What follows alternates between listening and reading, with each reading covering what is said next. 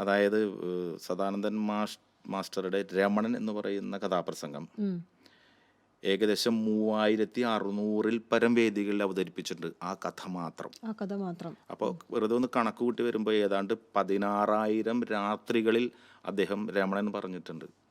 ഒരു മനുഷ്യന്റെ ലൈഫിന്റെ സർവീസിൽ കലാജീവിതത്തിന്റെ ഒരു ഘട്ടത്തിൽ പോലും എത്താൻ പറ്റാത്ത ഒരു റെക്കോർഡാണത്. അങ്ങനെ കഥ പറഞ്ഞവരാരും ഉണ്ടാവില്ല. അല്ലെങ്കിൽ അങ്ങനെ ഉത്സവപ്പറമ്പുകളിൽ ഒരു പെർട്ടിക്കുലർ കഥ മാത്രം അവതരിപ്പിച്ചിട്ടുണ്ട്. കഥാപ്രസംഗത്തിൻ്റെ ഒരു പ്രത്യേകത ഉണ്ട്. ഒരു സ്ഥലത്തേക്ക് ഒരാളിലേക്ക് മാത്രം ഫുൾ ആൾക്കാരുടെ ശ്രദ്ധ വരുന്നൊരു കലയാണ്. എല്ലാം ഉണ്ട്. നാടകം, നൃത്തം, പാട്ട്, അഭിനയം, വാക്ചാതുരി, പ്രൊനൗൺസിയേഷൻ, അറിവ്, കാലിക പ്രാധാന്യമുള്ള സബ്ജക്റ്റ് എന്താണ്, അത് ഈ കഥയുമായിട്ട് കണക്ട് ചെയ്യൽ, അങ്ങനെ മൾട്ടി ടാലന്റഡ് ആയിട്ടുള്ള ഒരാൾക്ക് അത് പങ്കെടുക്കാൻ പറ്റുള്ളൂ.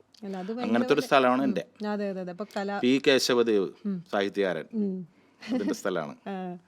കേസരി ബാലകൃഷ്ണപിള്ള സന്ദർശനം നടത്തിക്കൊണ്ടിരുന്ന അവസാന സമയത്ത് അവിടെ തന്നെ സെറ്റിൽഡ് ആയ ഒരു സ്ഥലം കൂടിയാണ് പറവൂര് കെടാമംഗലം എന്ന് പറഞ്ഞ സ്ഥലം. കെടാമംഗലം അലി, വിനോദ് കെടാമംഗലം നടൻ, സംഗീത സംവിധായകൻ ബഷീർ, സൈനൻ കെടാമംഗലം, അങ്ങനെ കുറേ പേരുണ്ട് അവിടെ. കെടാമംഗലം അലി എടുത്തു പറയേണ്ട പേരാണ്. ഇതൊക്കെ നമ്മുടെ നാട്ടിലാണ്. ഒരുപാട് എന്താ പറയാ പാട്ടുകാരുടെയും അല്ലെങ്കിൽ കലാകാരന്മാരുടെ കലാകാരന്മാരുടെ ഒരു സ്ഥലമാണ്.